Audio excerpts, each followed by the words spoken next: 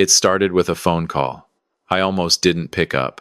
I was sitting at my desk that Tuesday afternoon, halfway through a cold cup of coffee and a stack of invoices that needed to go out before end of business.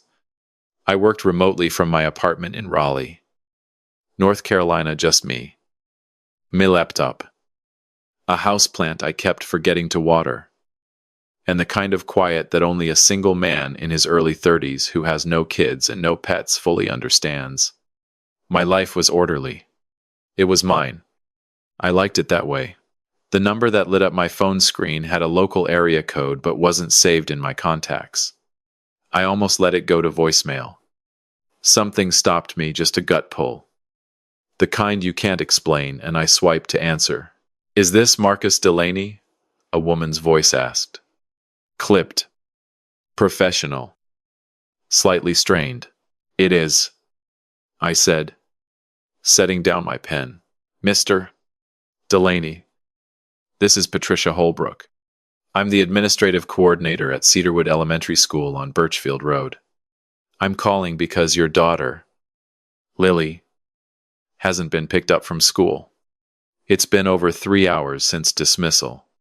We've been trying to reach someone on her emergency contact list, and your number is the one we have on file." I pulled the phone away from my ear and stared at it like it had said something in a foreign language. Then I put it back. "I'm sorry," I said slowly. "My daughter, yes. Sir. Lily Delaney. Age 6. First grade. Mrs. Calloway's class." "Ma'am, I think there's been a mistake. I don't have a daughter. I'm 32 years old. I'm not married, and I don't have any children. You have the wrong Marcus Delaney." There was a pause on her end. Not a short one. "Sir. Your name and phone number are listed as primary emergency contact on this child's enrollment paperwork. This is the number we call in case of emergency. I understand that. But there has to be an error somewhere. I've never enrolled a child in school. I don't have a child." Her voice shifted, still professional, but now carrying a current of steel underneath. "Mr. Delaney, we have a 6-year-old child who has been sitting in this office alone for 3 hours and 15 minutes. She is upset. If we cannot reach a responsible adult to collect her within the next 30 minutes, we are required by law to contact Child Protective Services and file a report for suspected child abandonment. I strongly encourage you to come to the school." I opened my mouth to protest again. I heard, in the background, the faint sound of a child crying softly. Just a small, muffled sound, the kind a kid makes when they're trying very hard to hold it together and failing. I grabbed my keys. Cedarwood Elementary was 11 minutes from my apartment. I made it in 8. I barely remember the drive. My brain was running through explanations the entire way. Identity mix-up, clerical error, same name as someone else in the system, but underneath the logic, something else was turning over. Something quieter and harder to name. I parked crookedly in the visitor lot and walked through the front entrance. The school smelled the way all elementary schools smell: crayons, an industrial cleaner, and something faintly like peanut butter. The hallways were mostly empty at that hour. I followed the signs to the main office. The moment I pushed open the glass door, I heard a small gasp, and then something hit me. Not metaphorically, physically. A small body launched off a plastic chair in the corner of the waiting room and collided with my legs at full speed. Thin arms wrapping around my knees with a grip that was shockingly strong for someone that size. I looked down. She was tiny. Dark brown curly hair pulled into 2 uneven pigtails. A purple backpack nearly as big as she was, still strapped to her back. A yellow cardigan with one button done up wrong. And a face tear-streaked. Red-nosed. Eyes squeezed shut, pressed against my leg like I was the only solid thing in the world. "Dad," she said. Just that. One word. Muffled against my jeans. "Where were you?" The room went very quiet. I stood completely still. The administrative coordinator, a woman in her 50s with reading glasses pushed up on her forehead, was watching me from behind the front desk with an expression I couldn't fully read. A younger staff member near the window had stopped typing. Everyone was waiting to see what I would do. I did the only thing I could think to do. Very carefully, I crouched down to her level. She pulled back just enough to look at me. Her eyes were dark brown, wide, and so earnest it was almost painful. She studied my face for a moment the way children do when they're checking whether something is real or not. "You came," she whispered. "I came," I said, because it was true. I had come. Her name was Lily. Lily Delaney. 6 years old. First grade. Favorite color? Orange. Allergic to tree nuts. She told me all of this in the car. Once the administrative coordinator had, after a significant amount of paperwork and a great deal of cautious scrutiny, released her into my custody. I had shown my ID. She had confirmed my name matched the contact form. She had taken a photo of my license and made a note in the file. I drove out of the parking lot with a child I had never met in the back seat of my car.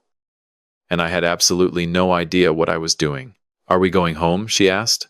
"We're going to figure some things out," I said, which is what adults say when they have no idea what they're doing. She nodded seriously. Like that was a reasonable answer. I pulled into a gas station parking lot 2 blocks from the school. Put the car in park. And tried to think. She was watching me from the back seat. When I turned to look at her, she gave me a small, cautious smile that did something complicated to my chest. "Lily," I said carefully, "can I ask you something?" "Okay." "Where is your mom?" Her face shifted. Not a big shift, just something going a little more careful around the edges. "Mama's in the hospital," she said. "She got sick. Ms. Donna was supposed to pick me up, but she didn't come." "Who's Ms.?" "Donna. She watches me after school sometimes. She's nice. She has a dog named Biscuit." "Okay." I nodded slowly. "Lily, do you know why your school has my name and phone number? Did your mom ever mention me?" She thought about this with the gravity that only 6-year-olds bring to difficult questions. "She has a picture of you," she said finally, "on hairdresser. She told me that was my daddy. But she said you lived far away and you were busy." She paused. "Are you busy?" I looked at this little girl, at her mismatched pigtails and her crooked button and her completely earnest expression, and I said, "No, I'm not busy at all." Her mother's name was Serena Wainwright. She was 29 years old, and she was 3 days into a hospital stay for a ruptured appendix that had gone septic before she'd gotten treatment. I found all of this out from the nursing staff at Raleigh General. After Lily pointed me to the hospital, Mama told me the name in case I ever needed it, and I walked up to the information desk and explained, as calmly as I could, that I needed to find a patient named Serena Wainwright because I appeared to be in possession of her child. That sentence got a lot of attention. They found Serena in a room on the 4th floor.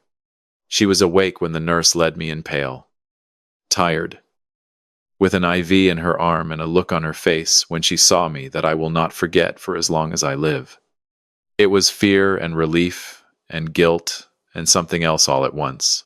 Lily had been waiting in the family lounge with a very kind nurse and a cup of apple juice. I stood in the doorway of Serena Wainwright's hospital room and looked at this woman I had not seen in 7 years. Because I did know her. I just hadn't known. I knew her until that moment, and then it all came back in a rush. A work conference in Charlotte. An after-party at a rooftop bar. A week of phone calls that had tapered off when she'd stopped returning them. And an eventual silence I'd attributed to mutual disinterest and moved on from 7 years ago. She would have been 22. "Marcus," she said. Her voice was barely above a whisper. "Hi." "Serena." I stepped into the room and closed the door quietly behind me. I just picked up our daughter from school. The word "our" felt strange in my mouth. Not wrong, just strange. Brand new. She closed her eyes. When she opened them again, there were tears on her face. I'm sorry, she said. I didn't know how to. I thought you wouldn't want. I want to hear all of it, I said. I pulled a chair up to the side of her bed and sat down. But first, tell me how you're feeling. Are you okay? She stared at me. She shook her head slowly. That's the first thing you're asking me. You're in the hospital. Serena. We can talk about the rest. Are you okay? She cried then. Not a delicate cry, a real one. Ragged and exhausted. The kind that comes from too much, held in for too long, finally finding a way out. I sat there and let her. I didn't know her. In some way I couldn't quite articulate yet. And I had just met a child who called me Dad with a conviction that shook something loose in my chest that hadn't moved in years. When she was ready to talk, she talked. She'd found out she was pregnant about 6 weeks after the conference. She'd been scared. She'd been young. She had told herself she would call me. And then she'd kept finding reasons not to. A week became a month, became 3 months. By the time the baby was real and present and impossible to ignore, she'd convinced herself that a phone call from a stranger saying, "Hey, remember me? I'm having your baby," was not a conversation she could bring herself to have. She'd moved back to Raleigh to be near her mother. She'd had Lily. She'd raised her alone with help from her mother until her mother passed 2 years ago. And from a neighbor named Donna since then. Donna had a heart attack at 11 o'clock that morning. She was stable, but she was in the same hospital, 2 floors below. She hadn't been able to call anyone. And Serena, drifting in and out of post-surgical fog, hadn't realized that the person she'd listed as emergency contact on Lily's school paperwork, a name and number she'd held onto for 6 years without ever using it, had just gotten the call. "I kept your number," she said quietly. "I don't know why. I wanted her to have it, in case she ever needed it. In case I was ever," she gestured weakly at the IV in her arm. I sat with that for a long moment. "She called me Dad," I said. Right away. Before she even looked at my face properly. She just ran at me and called me Dad. Serena wiped her eyes. "I showed her your picture. I told her you were her father. I always told her that, even if I said you lived far away, I didn't want her to think she had no one." I nodded. Outside in the hallway, I could hear faint sounds from the family lounge, small footsteps. The murmur of a kind nurse's voice. "Okay," I said. Serena looked at me. Okay. We figure it out from here. Whatever that looks like." I paused. "I want a paternity test. Not because I doubt you. I just think we should do this the right way. Have everything official. And then I want to be involved. In whatever capacity makes sense. I want to know her." She was staring at me like I was something she hadn't accounted for in any of her calculations. "You're not angry?" she said. I thought about it honestly. "I'm something. I don't think I've landed on exactly what yet. But I'm not angry at you. I'm not angry at her. I'm just trying to catch up." The paternity test came back 11 days later. I already knew what it would say. In the weeks between the call from Cedarwood Elementary and the arrival of those results, I did not do things tidily or logically. I bought a coloring book at a drugstore on the way back from the hospital that first evening and brought it to the family lounge where Lily was waiting. She looked at it for a long moment and then looked at me and said, with devastating 6-year-old cant, "I already have this one." I had to laugh. It was the first real laugh I'd had in days. "We'll get you a different one." I said, "Okay," she said. "Can we get dinner first? I'm really hungry." We got drive-through chicken sandwiches and ate them in my car in the hospital parking lot because she said she liked eating in cars. She ate methodically and seriously, one bite at a time. And she told me about her best friend at school named Priya who could do a cartwheel, but Lily was still practicing. And about how she wanted a hamster, but Mama said no. And about how her teacher, Mrs. Calloway, had a really long braid that touched her waist, and Lily thought that was the most incredible thing she'd ever seen. I drove her to my apartment afterward because there was nowhere else to take her. Serena was in the hospital. Donna was in the hospital.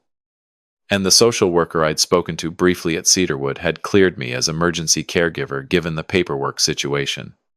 Lily walked through my front door and looked around with her hands clasped behind her back like she was evaluating a property. "It's clean," she said finally. This seemed to be approval. "Thank you, guys. Do you have a dog?" "No." "Oh." She processed this. "Do you want one?" "I haven't really thought about it." She looked at me with those dark brown eyes. Completely serious. "You should think about it." I made her a bed on the couch out of spare blankets and pillows, and she fell asleep holding the edge of the blanket in both fists. All that coiled energy finally gone still. I sat in the armchair across from her for a long time before I went to bed. Serena was discharged from the hospital after 9 days. She was weak and moving carefully.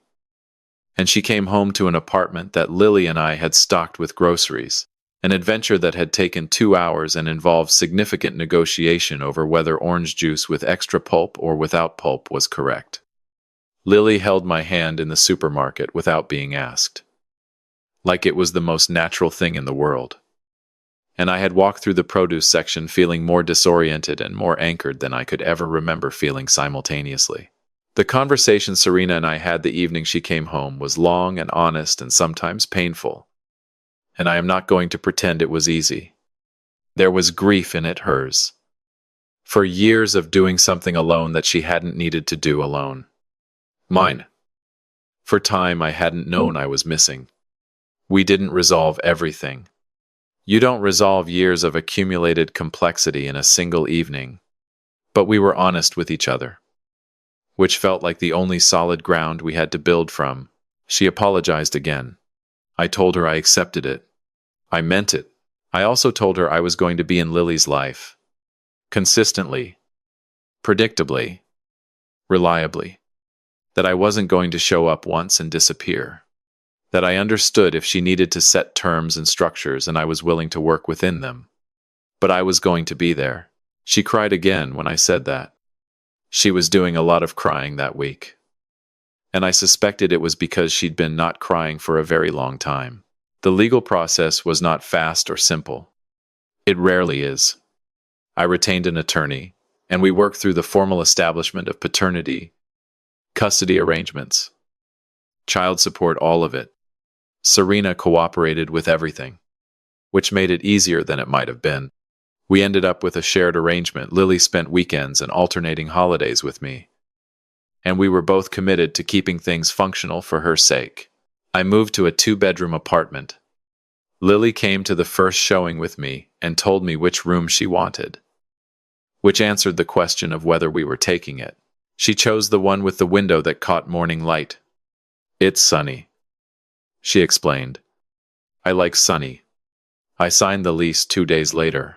I told my family about Lily over a video call with my parents and my younger sister on a Sunday afternoon in October. My mother went completely silent for 30 seconds after I finished talking, which is her version of speechlessness. My father asked 3 or 4 practical questions in quick succession.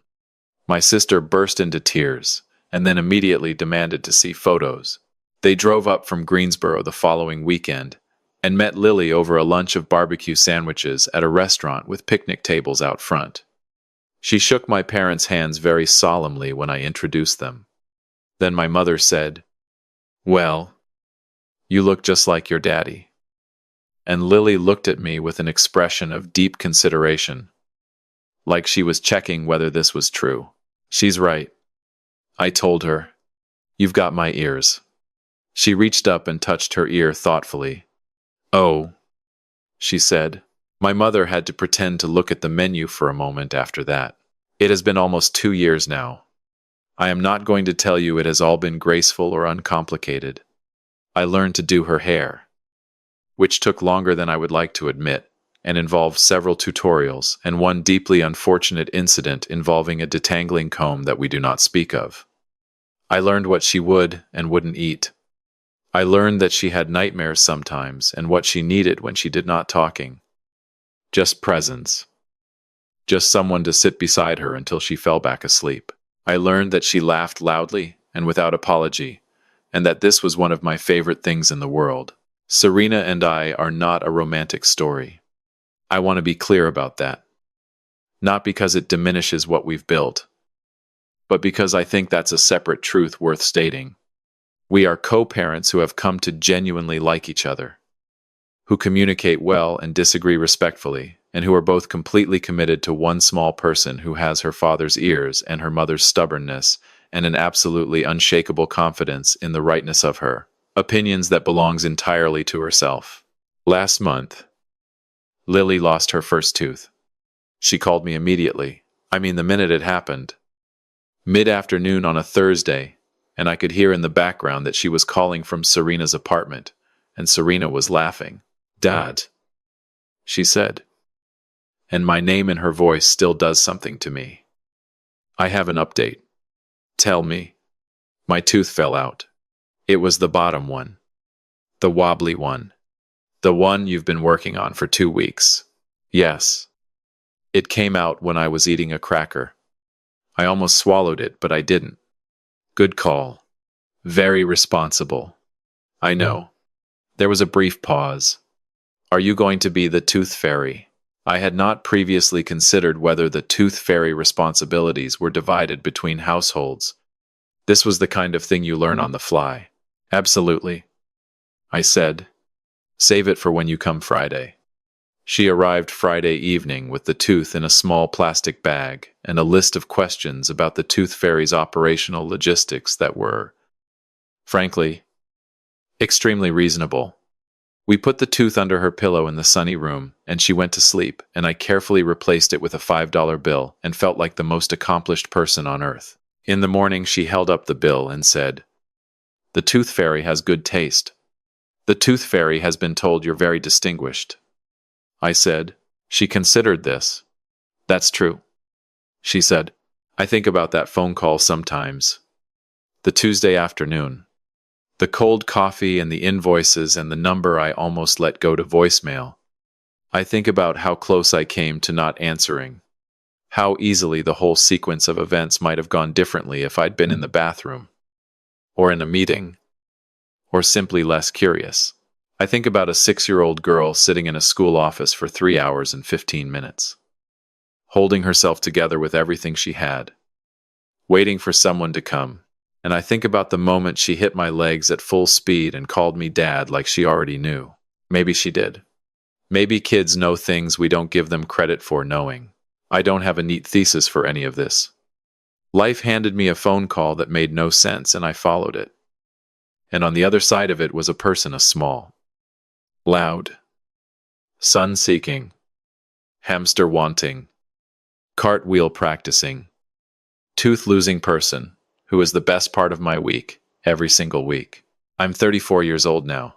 I have a daughter. Her name is Lily. Her favorite color is orange.